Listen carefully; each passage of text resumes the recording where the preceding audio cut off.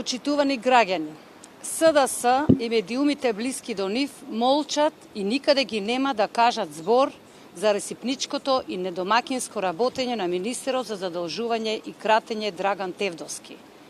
Лажните душегрижници кои дикаа хистерии до пред некој месец за секоја аукција на државни харти од вредност, сега молчат кога министерот за задолжување во рок од 70 дена успеа да ја задолжи државата само по овој основ за над 100 милиони евра.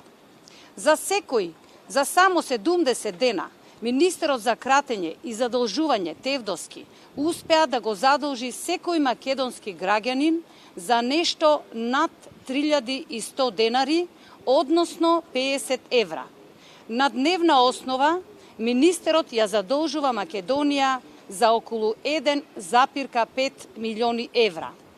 Лицемерието се виде и кога министерот за задолжување успеа да стопи 126 милиони евра од девизните резерви, а дежурните аналитичари на СДС за ова немаат никаков коментар. Ова значи дека досега граѓаните на свој грб го осетија недомакинското работење на СДС изразено во над 226 милиони евра, што по основ на задолжување, што по основ на топење на девизните резерви. Ова е резултатот од нивната негрижа, неодговорност и незнаење.